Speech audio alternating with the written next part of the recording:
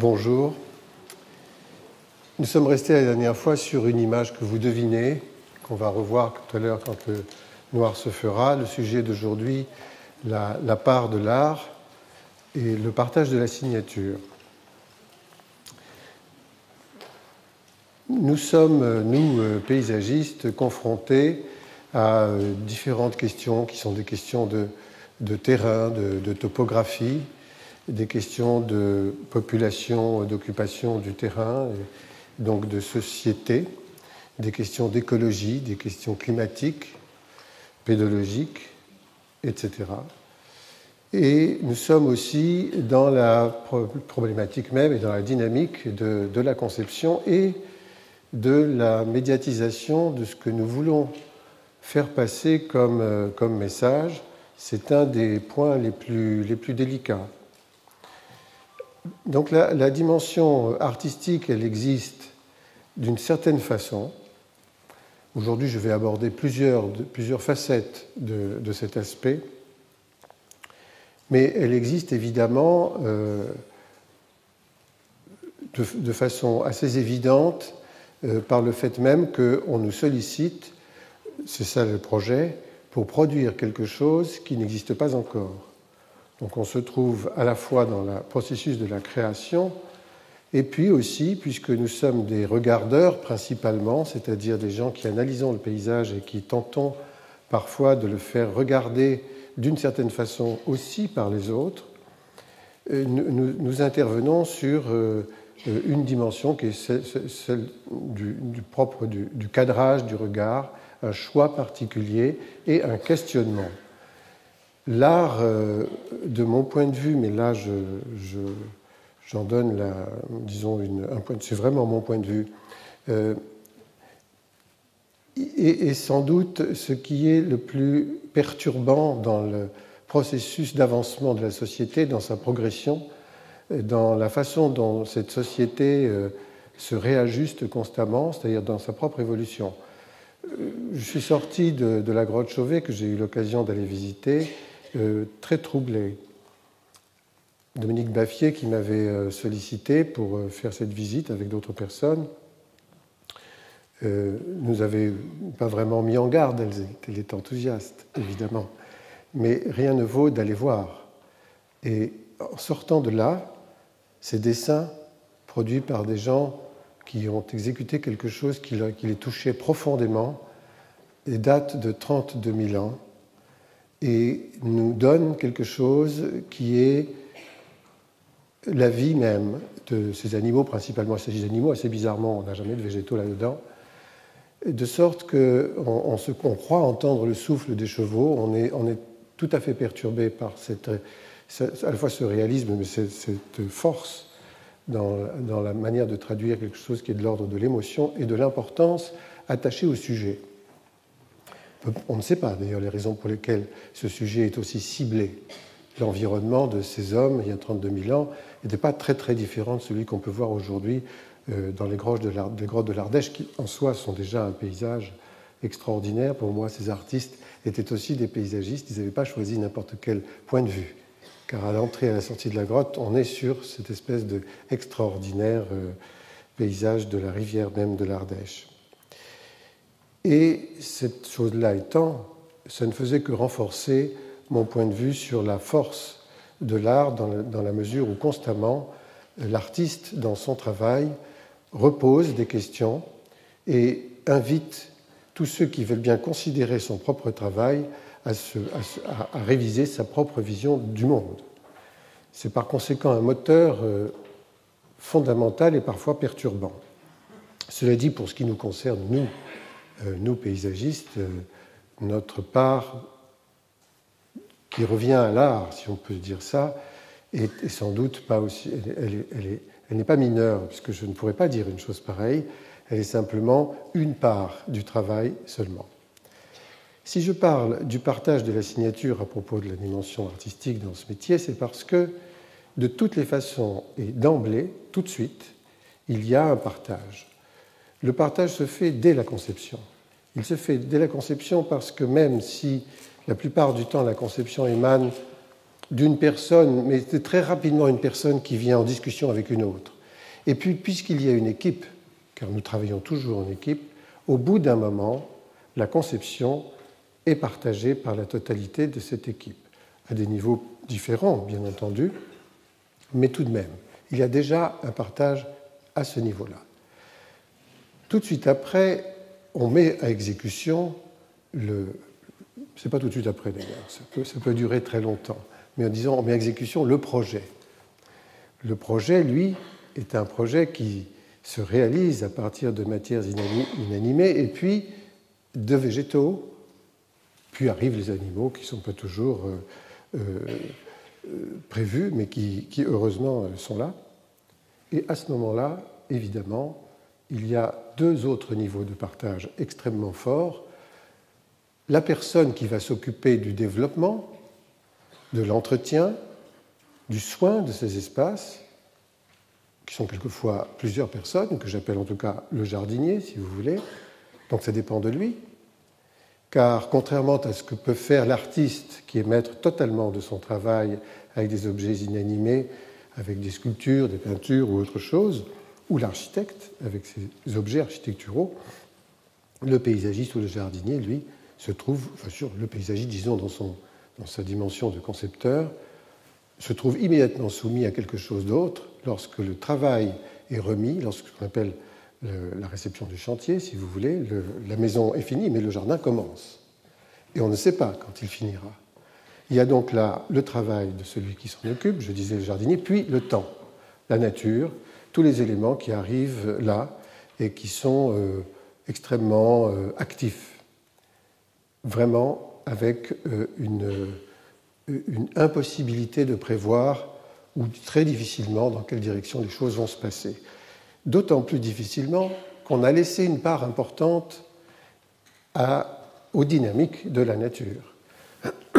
Dans un jardin, pour prendre des exemples que tout le monde connaît, un jardin classique, très ordonné, précisément très architecturé, une certaine statique s'installe et la maîtrise de l'esthétique générale, donc de l'œuvre, elle est à peu près constante. On peut supposer que c'est quelque chose qui se maintient dans le temps. C'est une illusion, ça ne fait rien, c'est une possibilité.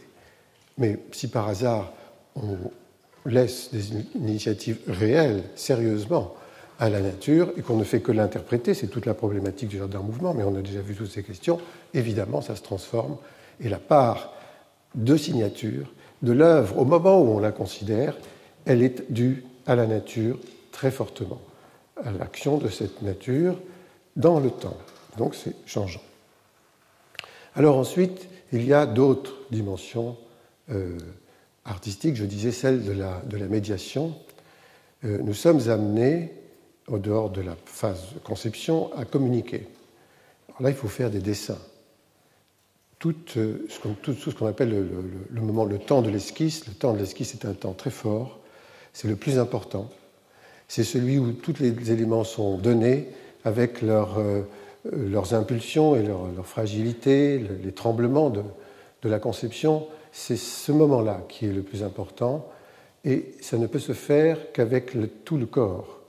Il est exclu de passer par une machine pour concevoir quelque chose qui est d'ordre artistique, à mon avis. Ça n'est que beaucoup plus tard, au moment où on commence à rentrer dans la technique et de la possibilité de la reproduction des documents, qui sont des documents généralement cotés et très précis, et qui sont faits pour obtenir la réalisation, d'abord l'estimation, puis la réalisation précise des choses que nous dessinons. Là, oui, on fait intervenir la machine en question. La machine, vous savez ce que c'est? C'est tout ce qu'on... Admettons l'ordinateur, cette machine-là. Et je dis ça parce que, en tant qu'enseignant dans une école où nous faisons intervenir aussi d'ailleurs des plasticiens et des gens qui sont très performants dans ces domaines-là, la part de l'art est très importante, à l'école du paysage de Versailles et d'autres aussi. Nous sollicitons nos étudiants sur cette dimension. Et nous ne leur disons pas vous devez utiliser le crayon ou le pastel ou je ne sais pas trop quoi. On ne leur donne pas d'indication obligatoire. Ils font exactement ce qu'ils veulent. Mais très rapidement, ils font la part des choses. Et très rapidement, ils se rendent compte qu'il n'y a pas lieu de se plier à un logiciel. C'est extrêmement dangereux de se trouver prisonnier de quelque chose qui est de toute façon inclus dans une machine qui va vous imposer les limites de votre travail. On ne peut pas avoir de limites dans le domaine de la création. Pardon. Et donc, il y a donc ce moment très intéressant de l'esquisse. Puis ensuite, les plans classiques, je vais vous montrer quelques exemples de tout ça. Et enfin, les éléments techniques qui, eux, font aussi l'objet de dessins très précis, qui, à mon avis, d'ailleurs, sont encore meilleurs quand on le fait à la main que quand on le fait à la machine, mais ça ne fait rien. L'un peut remplacer l'autre dans ce cas-là. Et au fond, on pourrait dire, ça s'arrête là, la part du dessin. Oui, mais dans notre métier, nous avons aussi un certain nombre de choses qui sont de l'ordre de l'installation, comme j'utilise un terme qui est courant dans le langage des plasticiens. C'est un objet ou c'est une série d'éléments qui arrivent pour nous, c'est dans l'espace. Et ces éléments-là, que nous avons dessinés parce que personne d'autre que nous ne pouvait les dessiner, sinon on n'aurait pas eu besoin. On va vers un catalogue et on prend le mobilier, par exemple, que l'on va trouver pour être pratique, rapide et peut-être économique. Ce n'est pas toujours le cas, mais enfin bon, et ça va être mis en place de cette façon-là. Mais ce n'est pas ça. La plupart du temps qui se passe, c'est au contraire quelque chose de spécifique que nous avons mis au point. Et ça, c'est la part du design, plutôt que celle du dessin. Ça rentre dans la conception et ça doit être en cohérence avec elle, donc avec l'idée de départ et avec l'esquisse, mais ça devient quelque chose d'un tout petit peu différent. Enfin, je montrerai quelques images qui sont tout à fait d'un autre ordre, qui ont trait aussi au cadrage, à la perception du paysagiste, à la question du regard, mais enfin à tout ce qui est imprévisible complètement. C'est une sorte de série comme ça de petits avènements qui font apparaître une dimension artistique qui est totalement imprévisible et qui justement là n'est pas du tout signée. Dans la part de la signature que je viens le partage que je viens d'énoncer, là il y a plusieurs responsables. Dans la dernière catégorie d'images que je vais montrer, il n'est pas sûr qu'il y en ait vraiment. Il y en a peut-être que ceux qui sont intervenus, quelquefois d'ailleurs personne n'est intervenu, vous le verrez, eh bien, ceux qui sont intervenus n'ont peut-être pas forcément le besoin que leur nom apparaisse. Et ça, c'est très touchant. Ça me paraît de toutes les façons intéressant qu'il y ait une forme d'anonymat dans cette façon de vivre, d'exister.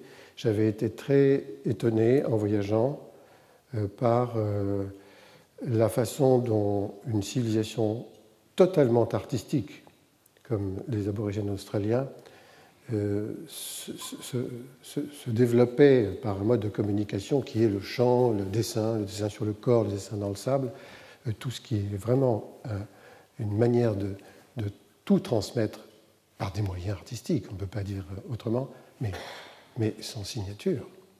Et de la même façon, à Bali, ce sont les commerçants, on va dire, qui ont obligé ces gens à dessiner sur des supports qui sont commodes et qu'on peut marchandiser, vous voyez. Sinon, ça ne rentre même pas dans ce circuit-là, du tout. Et de même, à Bali, quand la première fois que je suis arrivé il y a très longtemps, il y avait encore beaucoup d'artistes, puisque toute une population artistique aussi, au sens global, complète. Beaucoup ne signaient pas, même les plus grands dessinateurs ne signaient pas. Et c'est après, petit à petit, toujours sous les mêmes pressions, qu'ils ont mis leur nom, mais c'est quelquefois des noms collectifs. Il faudrait, comme en Australie d'ailleurs, comme pour les aborigènes, rajouter le nom de ceux qui finissent le tableau. Et quand l'un l'a commencé, c'est 2 ou 3 personnes quelquefois qui le terminent. Donc tout ça est intéressant et nous amène à regarder la question artistique, en tout cas pour ce qui est de notre domaine, un peu différemment. On peut maintenant regarder les images.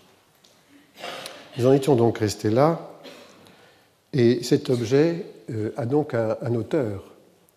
Je vous avais dit comment ça s'était passé.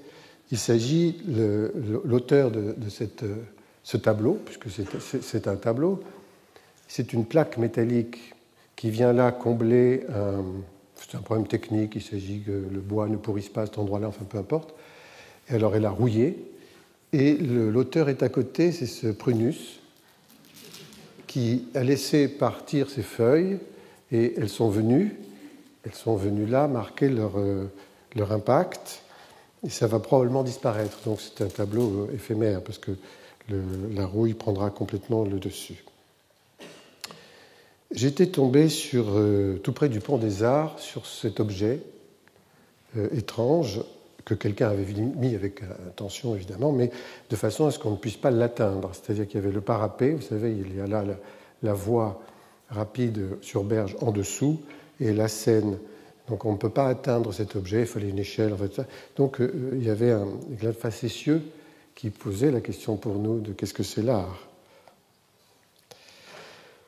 Je parle du partage de la signature, comme je vous le disais tout au début, en équipe. Un exemple tout à fait clair pour ceux qui connaissent l'histoire, en tout cas qui est tout à fait possible d'aller vérifier le parc André Citroën sur le terrain. Vous pouvez, 14 hectares dans Paris, vous promener là-dedans.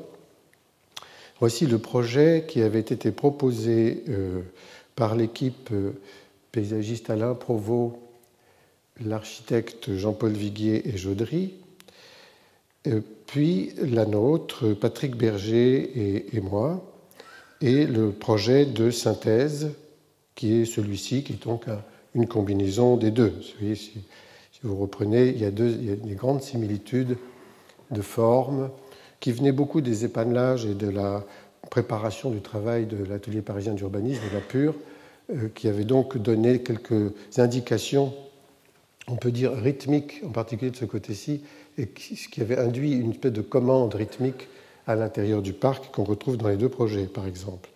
Mais enfin, le jardin en mouvement qui se situait ici, au niveau de la conception initiale, dans le projet de Patrick Berger et moi, s'est retrouvé sur le côté. Par contre, beaucoup des éléments, enfin, peu importe, le projet de synthèse étant celui-ci. Et donc là, une co-signature à 4, et un peu plus, parce qu'il y avait aussi un Fontainier, Lorca, et puis bien sûr toutes les personnes qui ont travaillé dessus.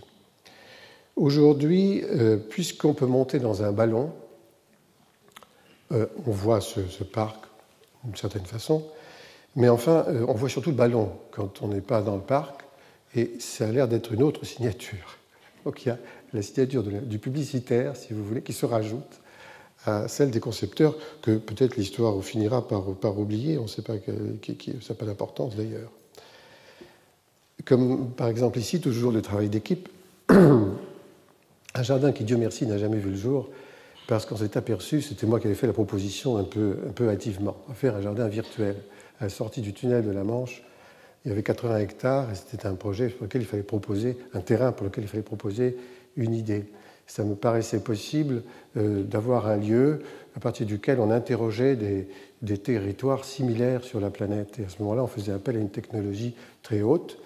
Et ça a fini par être une chose abominable, qui, au lieu d'être virtuelle, c'est-à-dire sans bâtiment, sans oblitération de l'espace par la construction, était le contraire. Des immenses parkings, des immenses bâtiments. Enfin, on avait arrêté tout ça. Alors voilà, notre équipe. Et c'est donc toujours une équipe. Donc forcément, on partageait la signature. Claude Courtecuisse est un artiste avec lequel nous avons travaillé dans plusieurs autres projets. C'est assez rare de pouvoir travailler dès l'amont avec un artiste. C'est malheureusement un peu trop rare. De la même façon, il est rare que nous puissions travailler dès le départ avec l'architecte. Nous arrivons souvent après. Et quelquefois, les artistes arrivent encore après, ce qui est complètement absurde. Parce que quand on vient de nous dire « Ah ben écoutez, on ne sait plus quoi faire, des sculptures, machin », par exemple, le grand commandement blanc de Sekeli, je ne sais plus qui, d'un artiste, très bien, mais bon, on va le mettre dans votre jardin parce qu'il s'appelle le jardin blanc. Ce n'est pas du tout prévu. On ne peut pas faire ça. Ça ne va pas dans les dimensions. C'est impossible, vous voyez. Donc ça arrive après, quelquefois. C'est une très, très mauvaise idée. Travailler en amont, c'est complètement important. Et ici, on avait essayé, au parc Matisse, on a pu le faire. Voilà d'ailleurs un dessin de Claude Courtecuisse qui fait une proposition une simulation sur ce que sera la forêt sur l'île que nous appelons l'île d'Herborance. J'expliquerai ça, c'est-à-dire les formes et la justification des termes dans le cours prochain. Mais voilà une expression de Claude.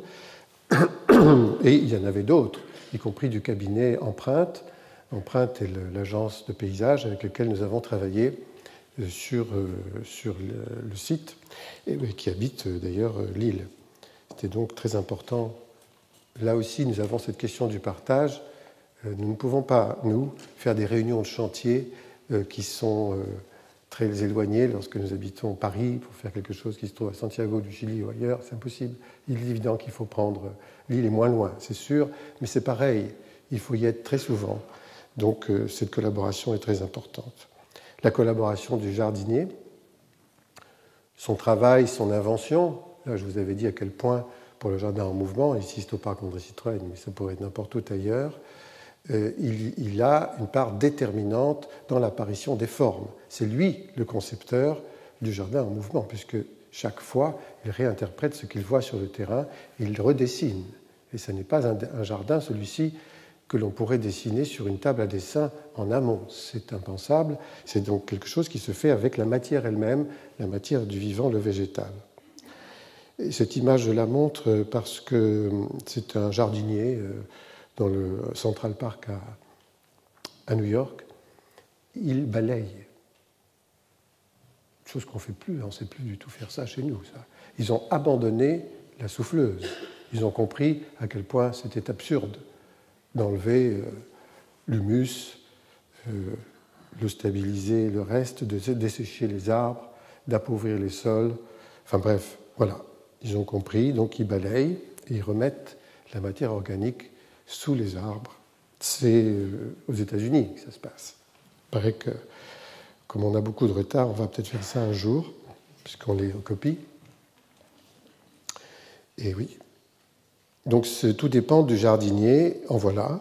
Ça, ce sont les jardiniers du jardin de l'ENA, de l'ENS, pardon, excusez-moi, de l'École normale supérieure de Lyon, que j'ai montré déjà pour son côté exemplaire, avec un jardinier, Michel Salmeron, qui dirige tout ça, y compris les 3 ou 5 moutons de Soé. Ce sont des animaux très utiles dans ce cas-là, puisqu'ils participent véritablement à la gestion de ce jardin. Donc tout dépend de ça, je vous le citais, je vous le disais tout à l'heure, et du temps, de la durée. Nous sommes ici dans la ville de Montsartou, et il y a sur la place du marché un platane qui a emprisonné une de ces choses que l'on voit sur le bord de la route, vous savez. Et entre cette image et la suivante, vous voyez que le E a disparu. Il s'est passé 3 années. Donc les capacités d'enveloppement, c'est ça qu'on dit à propos de ces arbres, et Pennon, l'artiste Pennon, a bien utilisé ça avec la main qui finit par être enveloppée par l'arbre, inscrite, la main inscrite dans le tronc. Cette capacité d'enveloppement est une des remarquables capacités du monde végétal chez les ligneux, chez les arbres, et bientôt on ne verra plus cet objet. Mais il faut peu de temps pour cette transformation-là, 3 ans ce n'est pas beaucoup, un arbre peut vivre très longtemps, vous imaginez toutes les transformations qu'il peut faire de lui-même dans cet espace sur lequel, soi-disant, vous auriez une part de signature, elle serait faible, forcément, dans le temps, elle est petite. Ou cette image-là, qui est aussi un travail du temps, c'est un dessin, hein, c'est une forme de dessin, on pourrait presque dire une planète et son satellite. Ce sont des champignons sur du pain bio, il faut qu'ils soient bio, hein. Sinon ça ne marche pas. Et oui, c'est très important. Ou ici, sur l'altération d'une peinture qui finit par faire de cette table un tableau en soi. Alors, la question du regardeur, le cadreur, le photographe, puisque finalement, nous devons prendre des photos. Nous sommes sans arrêt en train de le faire pour repérer et aussi pour faire des montages. Aujourd'hui, ça se fait beaucoup. Mais il existe des photographes du paysage Je montre ici une image de Samuel Grossman, qui est un jeune paysagiste. Oui, vous voyez, paysagiste, parce qu'autrefois, finalement, les peintres devenus photographes aujourd'hui, c'était d'abord les paysagistes étaient d'abord des peintres. Eh bien, aujourd'hui, ce sont des photographes. Il a choisi une friche dans la ville de Berlin et j'ai laissé son cadre blanc parce que c'est son choix. Ça veut dire que les limites du paysage qu'il veut absolument nous montrer sont ici et pas ailleurs. Cette affaire-là, qui est un extrait, le paysage, c'est pas ça, c'est beaucoup plus vaste. C'est donc un choix qui élimine quelque chose que vous ne voulez pas montrer, qui encombrerait, rajouterait quelque chose de difficile à comprendre pour le propos que vous voulez tenir.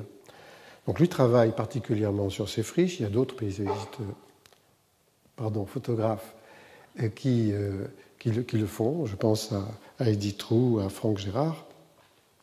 Il restitue comme ça des éléments qu'un paysagiste pourrait restituer exactement de la même façon. C'est une similitude très très forte entre les deux. Donc le cadrage, le choix, le paysage que l'on veut montrer, tout particulièrement, par exemple ici, un paysage de Sibérie avec seulement une neige saupoudrée ou la fonte des glaces au-dessus de la mer Baltique. Paysage devenu, c'est presque des photos rarissimes, vous voyez ça. Il y aura bientôt plus de neige, de glace qui pourra fondre, donc collector. Des compositions qui tiennent à la disposition des gens dans l'espace et qui transforment complètement le paysage, ici sur une plage chilienne avec une énumération colorée qui est particulière sur un sable sombre. Donc toutes les couleurs jouent, tout joue bien sûr. La disposition des éléments dans l'espace, ça c'était sur une étude qui prenait pour titre Jardin planétaire de Shanghai sur le lac Tai, qui est situé à 200 km vers l'ouest. Un sujet très, très important. Cette image que j'ai déjà montrée, qui pourrait être une composition, qui ne l'est pas, qui a quelque chose à voir avec l'art involontaire d'un paysage rural en Creuse. Cette fabrication, là pour le coup il s'agit d'une fabrication, elle est quand même volontairement composée, elle est très sérieuse. Ce sont des feuilles de palme qui sont repliées, plessées, arrangées les unes les autres pour former des losanges et destinées à capturer le sable par le vent qui vient du sud, c'est-à-dire du Sahara. Nous sommes dans le sud de la vallée du Drap, près de la dune de Tinfou. C'est un endroit où les dunes arrivent, il y a un déplacement, il y a une remontée légère du désert. Donc l'idée était de capturer ce sable pour le localiser à certains endroits de façon à aménager de la place pour un canal. Le Drap étant récupéré à cet endroit pour être canalisé. En réalité, ça n'a pas fonctionné. Il s'enfonce quand même dans le sol et vous savez, il ressurgit près de l'océan beaucoup plus tard. Donc, c'était tout un travail. Bon, puis tout le travail des hommes sur la planète du riz qui donne lieu à des paysages extrêmement saisissants.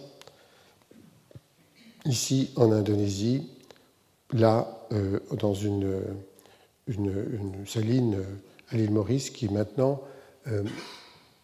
est en péril, est très menacée, alors que c'est en soi un élément, un objet artistique. D'ailleurs, il y avait l'idée d'un classement, mais ça n'a pas fonctionné. Et puis cette manière de traiter, au moment où arrivent les oiseaux du riz, les burung-padi, ces petits oiseaux qui mangent les grains de riz, ces manières de traiter l'épouvantail, qui d'ailleurs ici est visuel. Hein. Ce sont des lanières de plastique qui sont découpées, étendues à un certain niveau au-dessus des rizières, mais il y a en plus une sono qui va avec. Il y a des gens qui sont des gardiens et qui tirent des ficelles avec des tas de poulies et ça fait jouer des boîtes de conserve dans lesquelles il y a des cailloux. Alors tout cet dispositif est censé chasser les oiseaux, ça marche très bien et ça évite évidemment les pesticides, comme vous pouvez penser. Ça c'était en Indonésie. Ici en Chine, on ne prend pas la peine de découper, mais on utilise l'aspect visuel et la sonorité du plastique qui est différent. Ça fait du bruit avec le vent. Donc vous imaginez le bruit c'est une installation. Hein. Ce n'est pas un artiste qui l'a fait, c'est juste une installation. quand même. Cette construction-là, qui est à Central Park, peut être un peu comme une galerie d'art pour moi. C'est une galerie d'ailleurs. Et chaque pied, il y a plus d'une centaine d'années, de cette glycine, est un objet d'art. De toute façon, le cadrage dont je parle et qui prend l'espace dans sa totalité sur une rizière ou sur un paysage beaucoup plus vaste, à un moment donné, fatalement se resserre et va vers l'objet. Ici, il y a quelque chose de remarquable. Alors, des exemples comme ça, on en trouve absolument partout. Pas que dans les jardins, bien sûr, aussi dans la nature. Et là, par exemple, dans un jardin qui est un morceau de nature préservé et aujourd'hui étiqueté, qui est à Santa Barbara en Californie, l'un de ces arbres, qui est un châtaignier californien, a emporté avec lui un bloc rocheux. C'est quelque chose qu'un artiste n'aurait pas pu mettre en œuvre. C'était trop compliqué. Ça prend trop de temps. Mais c'est possible, hein, mais enfin, il faut le prévoir. Dans 100 ans, 200 ans, etc. Ou ce palétuvier qui tente de s'enfuir, dirait-on, et qui peut-être a eu une histoire difficile au cours de sa jeunesse, sinon il n'aurait pas ce comportement. Et ainsi de suite. Vous voyez, ça c'est dans une forêt au Canada, dans les monts Chic-Choc. Il est vraisemblable que ce conifère, c'est un conifère, a eu aussi une aventure difficile à vivre quand il était petit. Mais ça a très bien marché puisqu'il s'en est remis. Ainsi de suite. Donc on peut trouver ces questions-là qui forcent notre admiration à travers la nature un peu partout, jusqu'à des échelles très petites. Et ça, c'est le réceptacle de la fleur du palétuvier mis dans l'autre sens, qui tombe sur le sable. On dirait quelque chose d'un peu presque animal. Et puis, bien sûr, l'intervention, la combinaison entre le comportement naturel et quelque chose de l'homme. C'est un partage évident là, mais c'est consenti, c'est raisonné, c'est assez fréquent avec les arbres. Celui-ci est un olivier qui est sur l'île de Paros. Celui-ci est une légumineuse, un grand arbre, qui a des lits. Donc on est dans la rue, on est dans l'espace public. Et on acquiert comme ça, par une forme de convergence des regards vers quelque chose de particulier, sur lequel tout le monde est d'accord. C'est remarquable, cet arbre est remarquable. On acquiert comme ça, petit à petit, ce qu'Alain Roger appelle le phénomène d'artialisation, vous savez, la notion de patrimoine. À la fois, on artialise ce paysage et parfois, on décide qu'il est un patrimoine qui devient culturel à partir d'un élément de nature. Celui-ci, par exemple, est typique. Cet exemple est typique. Il s'agit de l'arbre de Casno. C'est un eucalyptus qui, lui, il vit sûrement toujours, dans une région qui est le Flinders Ranges au nord d'Adélaïde, on est donc en Australie. Et le photographe Casno, au moment du début de la photographie, a pris cet arbre en photo. Alors l'arbre est devenu célèbre, évidemment, parce que le Casno est devenu célèbre, parce qu'il est devenu un photographe très remarqué. Donc c'est ça la patrimonialisation d'un objet de nature, d'un être de nature, ça peut l'être aussi d'un paysage. Il y a d'ailleurs tout un aménagement qui a été fait spécialement pour l'arbre de Casno. On peut stationner, on peut le voir. Il est parmi d'autres eucalyptus qui lui ressemblent vraiment beaucoup, seulement c'est seulement celui-là qui a été photographié. Il a été regardé. Donc, il a été capturé par un regard, comme un élément du paysage exceptionnel, différent des autres. C'est ça, le cadrage et le choix. Et il nous fait partager ce choix artistique. Mais aussi, aujourd'hui, on en arrive, par le même mécanisme, à classer le paysage, à le patrimonialiser, à le protéger, à le faire rentrer dans des systèmes de protection planétaire. L'UNESCO s'en occupe. Et il y a beaucoup de vignes parmi ces paysages-là, parce qu'ils sont remarquables, ces paysages, comme pourraient l'être les rizières qu'on a vues tout à l'heure, fabriquent quelque chose de singulier. Il y a des terrasses, il y a une certaine lisibilité. Là, on est en Suisse, par conséquent très lisible. Et c'est classé. Il y a des problèmes qui se posent aujourd'hui. Les vignobles sont parmi les terres les plus polluées. C'est aussi d'ailleurs parmi les vignerons qu'on rencontre ceux qui ont le plus souvent recours à la biodynamique, qui est une technique écologique de gestion qui est très précise et très contraignante, parce qu'ils se sont rendus compte que c'était vraiment ce qu'il fallait faire pour sauver leurs terres extrêmement polluées. Mais enfin, il en reste beaucoup qui le sont toujours. Or, parmi les territoires de vignobles classés, évidemment qu'il y en a beaucoup qui sont dans cet état-là. Ce qui fait qu'aujourd'hui, au nom de quelque chose qui est le regard sur un paysage qui est digne culturellement d'être montré, la dimension artistique de l'espace, on classe. Est-ce qu'on classe aussi la pollution? Comment on fait? Car si par hasard on maintient différemment les vignobles, le paysage change légèrement. Il n'y a plus cette lisibilité très fine, les entre-rangs de lignes de vignobles sont enherbés, on a un autre paysage. Donc ça pose des tas de questions, et d'ailleurs il y a une paysagiste qui est en train de faire une thèse sur le droit et le paysage, sur ces questions-là. Donc on en arrive à la médiation, nous devons montrer ce que nous faisons au niveau de l'esprit général, la composition, de la création. Donc ce sont des objets qui sont des plans, ce sont des images qui expriment le parti pris principal, la conception. Là c'est un plan. C'est un plan pour un projet qui n'a d'ailleurs pas été réalisé, et Amiens, enfin ça n'a pas d'importance. Donc là on fait un travail, je dirais, de représentation, mais dans l'obligation de cette médiation-là. On fait des coupes, on fait des dessins, on utilise toutes sortes de matériaux, y compris les plus violents, vous voyez, comme ça. Ça, c'est un pastel à l'huile, un projet à Arles, et peu importe, parce qu'il faut que ce soit immédiatement compris par le commanditaire. Ça peut être quelque chose, au contraire, très diffus. Ça, c'est un dessin qui est fait pour Vulcania, à l'époque où il s'agissait de chercher les emplacements des parkings, sur une feuille de canson qui était rouge, parce que c'était celle qu'on avait à portée de main. À dire, il n'y avait pas de choix, il faut que ça aille vite. Enfin bref, à un moment donné, il faut se débrouiller. Donc c'est pas la création artistique au sens où l'artiste décide quelque chose, c'est un souci de médiation, ce qui est différent.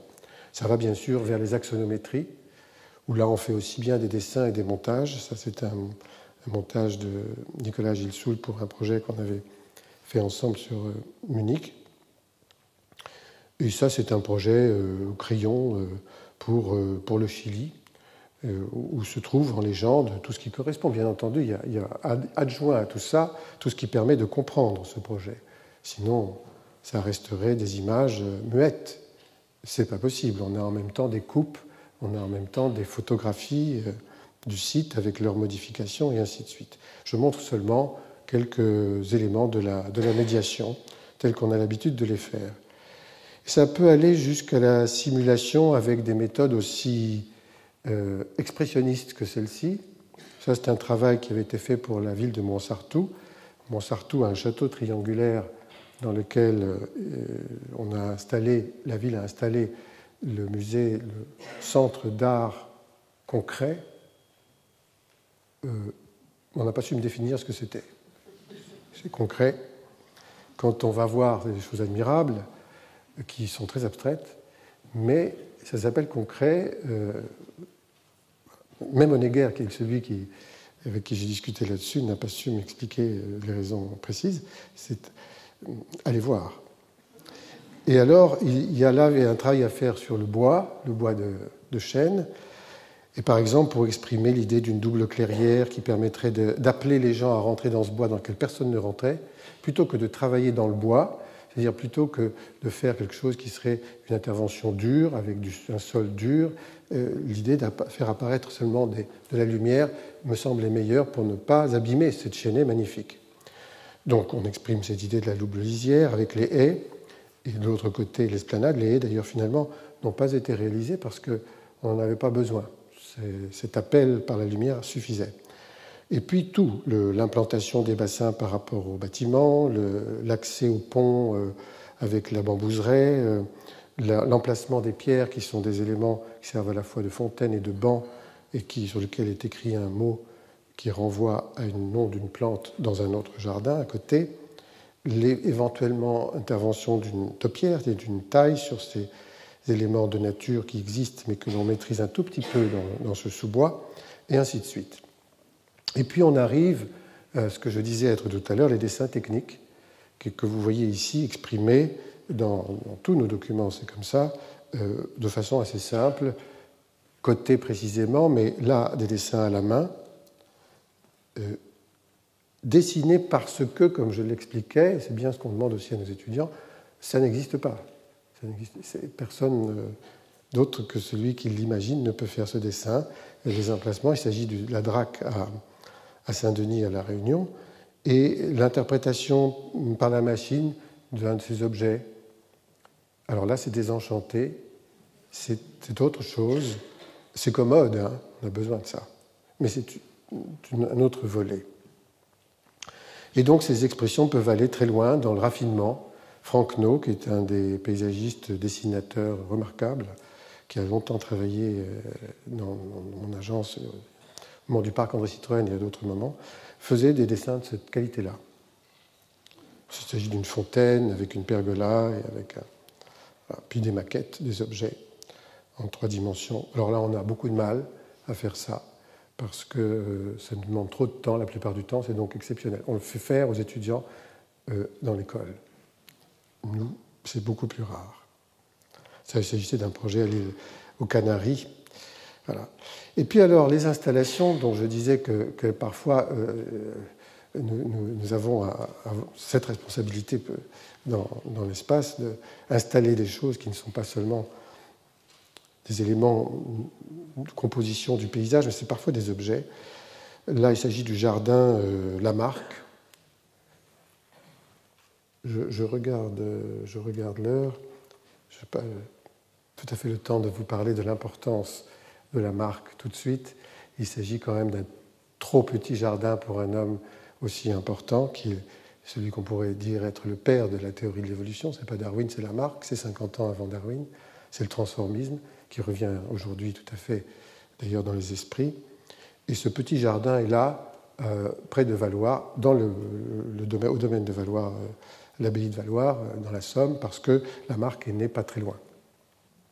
Il s'agissait de traduire un certain nombre de choses qui sont liées à l'évolution, à sa manière de voir le monde, qui se termine en gros par 3 termes, la biologie, l'hydrogéologie et la climatologie.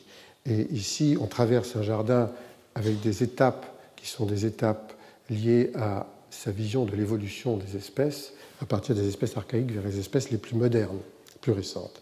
Mais on arrive à ces objets-là.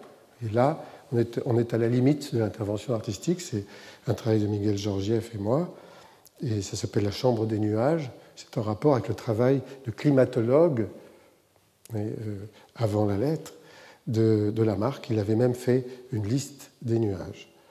Et puis, sur son discours sur l'hydrogéologie, qui est le travail de l'érosion, la fabrication des reliefs, etc., et des sols, etc. C'est un homme, on pourrait dire, totalement complet, quoi. Nous avons tout le temps à dessiner ce genre de choses.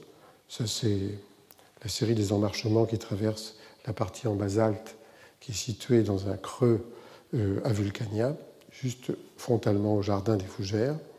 Mais enfin, je ne vais pas vous faire l'énumération de ça, ce sont que des exemples. Celui-ci est fonctionnel, ce n'est pas emblématique comme précédemment, mais ça demande une fabrication et un dessin précis.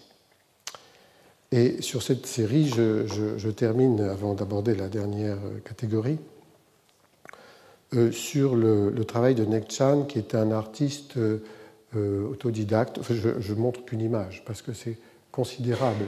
C'est un immense jardin qui est à Chandigarh, et pratiquement c'est une ancienne carrière, des anciens reliefs recolonisés par lui, de façon d'ailleurs sauvage.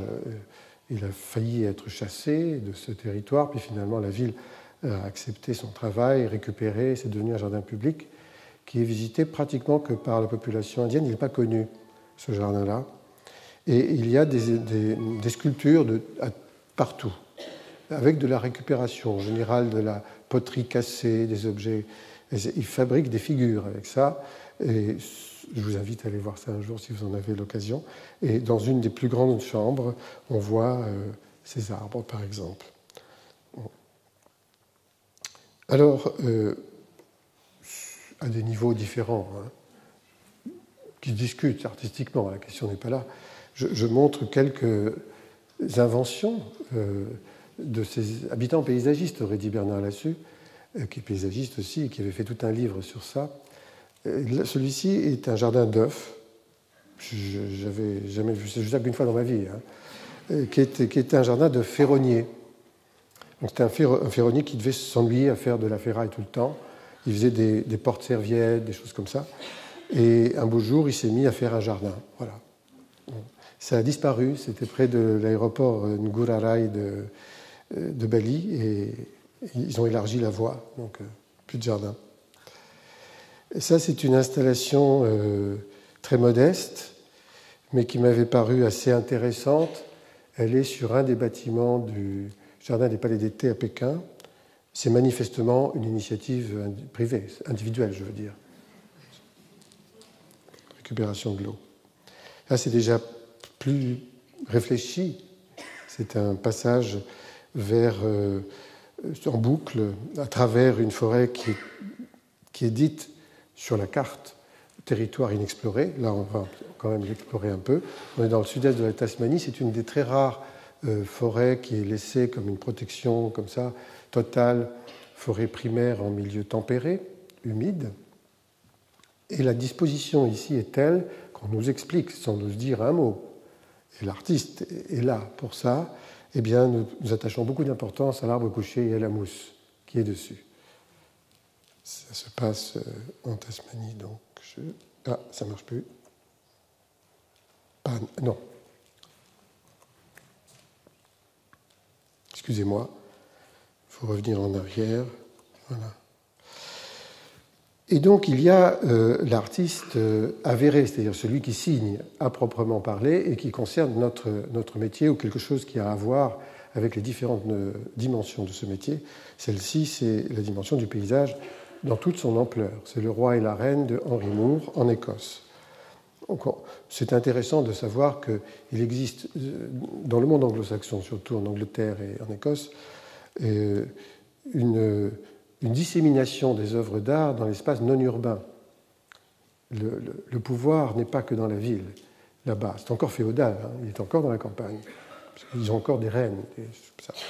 Et donc, le pouvoir est dehors, il est dans l'herbe, et le roi et la reine regardent quelque chose et nous invitent par conséquent à regarder dans cette direction aussi. Ça, c'est Henry Moore.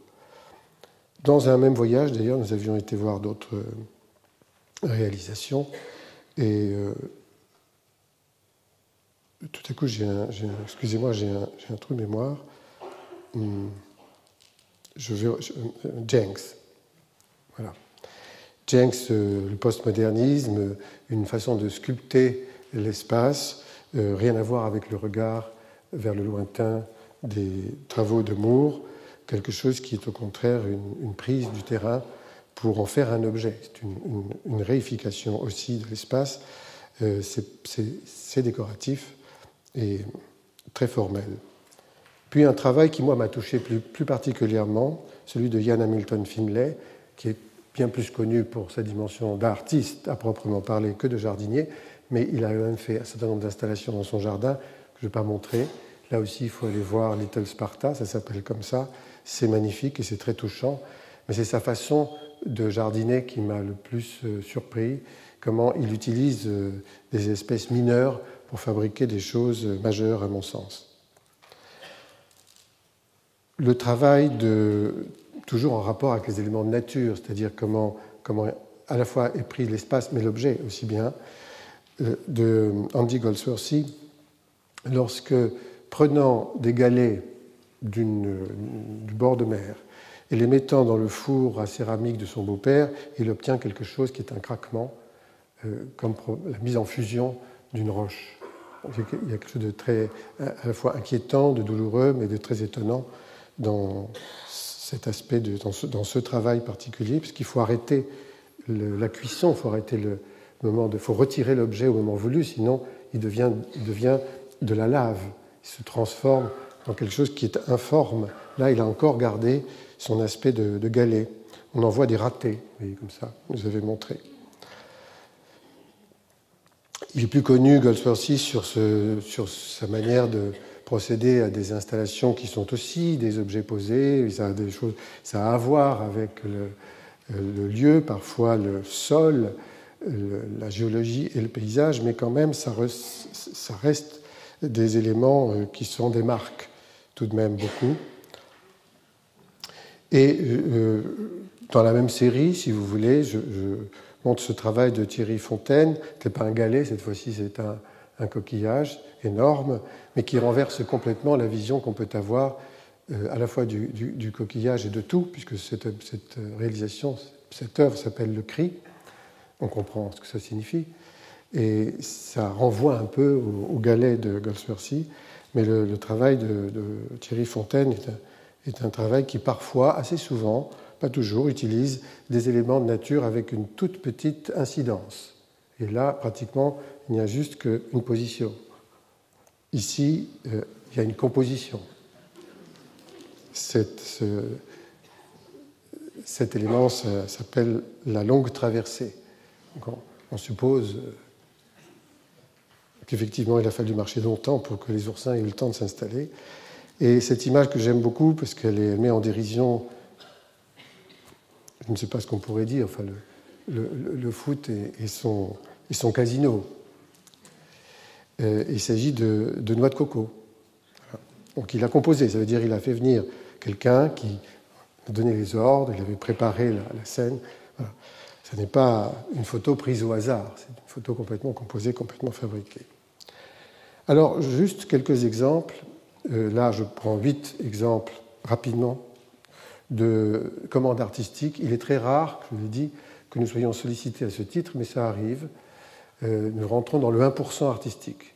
Alors à ce moment-là, on a un budget défini qui est particulier puisqu'il comprend à la fois les honoraires et la fabrication. C'est le cas de la Drac, le jardin, la fontaine d'herbe à l'île de la Réunion, le jardin d'Orty dont j'ai déjà parlé, qui correspond, le commanditaire c'est la mairie de Melle, c'est la biennale artistique de Melle, le belvédère des Lichens, le commanditaire c'est le sentier des Lauses, il faut intervenir sur 5 km, une dizaine à peu près d'artistes aujourd'hui, ce sont des œuvres pérennes. Le jardin du toit de la base sous-marine de Saint-Nazaire est une commande artistique, je l'ai montré la dernière fois, je n'en parle pas, qui est, le commanditaire, c'est le lieu unique à l'origine, et c'est l'estuaire, c'est-à-dire c'est tout le long de l'estuaire entre Nantes et Saint-Nazaire, un certain nombre d'artistes, une trentaine, chaque fois sont intervenus lors de 3 biennales, et il restera 10, 15 ou 20 œuvres pérennes, celle-ci en faisant partie. Le jardin mandala du Parco Arte Vivente de Turin, qui a été mis en place l'année dernière, donc il est tout jeune, c'est sur le toit du bâtiment, un bâtiment avec une drôle de forme, comme vous voyez là. Le parc de Mouansartou, qui était commandité également par la Lirène à l'époque, et la ville de Mouansartou d'ailleurs. Et puis, en Belgique, le 1% artistique devant le foyer Laquenois, qui est une cité qui abrite 3000 habitants, et la proposition, je vais en parler très vite, est de faire un escalier jardin, c'est-à-dire quelque chose qui se déploie sur un talus, fait 3 hectares, tout ça, et qui permet aux gens qui habitent cette cité de passer vers la cité marchande qui est de l'autre côté, mais en rencontrant la nature, que par obligation, à cause de la disposition et des espaces, des commodités de cheminement, de l'escalier et des fissures plantées, il n'y a pas moyen de contourner, on est obligé de passer par là. Donc voilà cet escalier jardin au début, son évolution avec le centre culturel, les tours sont derrière, la façon dont ça se présente en tant que paysage maintenant, l'escalier fait 21 mètres de large et il permet à tous ses habitants d'aller au supermarché, ce qui est quand même important. Je termine par cette série de... ce qu'on pourrait appeler l'esthétique du tas de bois, en gros, la série. Je ne montre qu'un seul tas de bois, mais c'est simplement pour faire allusion à ce que je disais être tout à l'heure, l'art involontaire. L'organisation des choses l'art du tas, ne serait-ce que l'art du tas, comment on fait un tas. On en voit beaucoup, des tas, et ils ne sont pas toujours intéressants. Alors, celui-ci était le long d'une petite route dans le Limousin, avec des calibres. Ça, ce sont des blocs qui sont situés sur une petite île, l'île du Roi Dragon, dans les jardins du Yangmingyang, un jardin du Palais d'été à Pékin. Mais il y a ça aussi un peu partout dans les cours. On voit ça dans les arrière-cours. Or, le dispositif n'est pas complètement anodin. Ce sont des galettes de charbon. Polluent beaucoup. Ça, ce sont des choux. On a pris un certain soin à organiser ces choux, y compris aussi les tissus qui sont situés au-dessus, qui sont les couvertures des sièges du restaurant qui a les choux. On est également en Chine. Hein. Ça, c'est un dispositif à Yerevan, donc en Arménie. On vend des objets, mais il n'est pas douteux que les personnes qui ont fait cette installation, entre guillemets, aient pris un certain soin. Pareil à Essaouira, où le bleu domine, même si ce n'est pas voulu. Hein. Donc l'art du tas. Et ça, c'est un balayeur qui a voulu enlever de la plage les laisses de mer. Il n'a pas fait n'importe quoi, quand même. Il a réglé ça, c'est comme une musique. Et pourquoi celui-ci, entre Marrakech et Essaouira, qui est un cultivateur peut-être, a fait ça? Je n'ai pas eu de réponse. Hein, là. Je ne saurais jamais. Ce ne sont pas des taupinières, ça je peux vous le dire. Pareil, ça c'est un peu plus connu, ce sont la manière dont on épierre les champs, mais enfin la disposition des tas dans l'espace n'est pas n'importe laquelle. Et ce tas-là m'avait beaucoup intrigué. Il est dans la rivière Swakopmund en Namibie, et ce sont les croûtes de fines qui constituent une espèce de plaque d'argile agglomérée entre elles lorsque la rivière coule, c'est-à-dire 15 jours par an. Très peu, presque pas du tout. Et on récolte ça pour pouvoir faire des briques, pour construire des maisons. Voilà, donc l'art du tas, avec des combinaisons entre la rouille et la pierre, ou autre chose.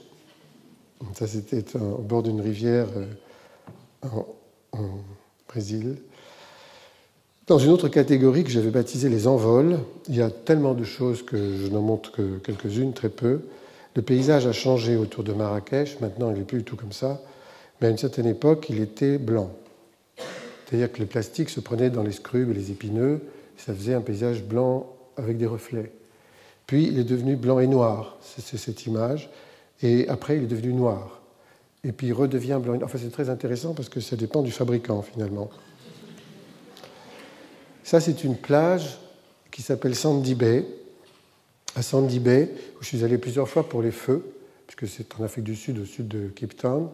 C'est une plage très très protégée par les usagers de cet espace qui y tiennent énormément, qui ne veulent pas qu'on construise. Et donc ils ramassent eux aussi les laisses de mer, mais qui ne sont pas celles qu'on a vues tout à l'heure en tas. Ce sont les laisses de mer qui sont les artifices de l'industrie humaine. Et ils les montent sur un IPN qui est plongé profondément, je l'ai vu une fois, tout nu, comme ça, dans le sol. Alors ça donne des totems qui changent en fonction des époques, c'est-à-dire en fonction de ce qu'ils ont trouvé sur la plage. C'est une sculpture, plus ou moins réussie, évidemment. Hein. Celle-ci est pas mal, avec une espèce de chevelure en même temps. Je ne pense pas qu'ils aient voulu ça, hein, mais... Et puis alors, cet animal, que nous pensions être vivant vu de loin, parce que les oryx ont la réputation de se tenir à 40 degrés au soleil sans problème à midi, ils ont une espèce de chose qui aère leur cerveau, paraît-il, donc ça marche pour eux. Et en fait, en s'approchant, ils partaient pas, mais bien sûr, c'est une poubelle qui nous disait l'oryx est à protéger et vous ne devez pas mettre vos déchets n'importe où, ce qui est un objet très intelligent et qui avait quelque chose d'artistique malgré tout. Ça se discute. D'ailleurs, les gens qui le regardent sont perplexes, manifestement.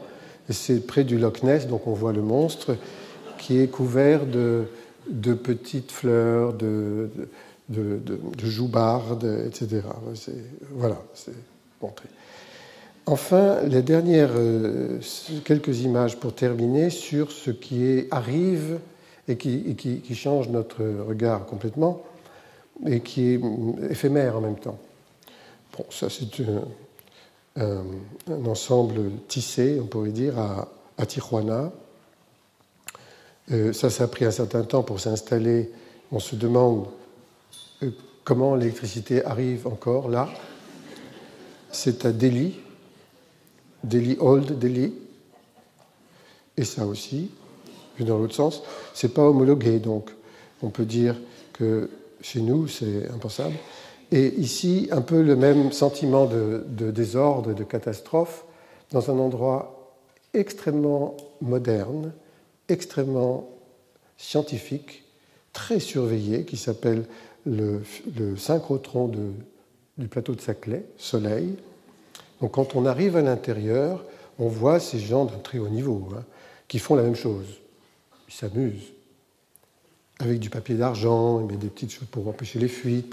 C'est du bricolage, c'est très inquiétant et en même temps c'est très intéressant. Voilà. Ça c'est à Saclay, c'est tout près. Et c'est l'esthétique de la catastrophe parce que ça peut aller avec. On ne sait pas trop. Ça c'était le cyclone Véena à Tahiti.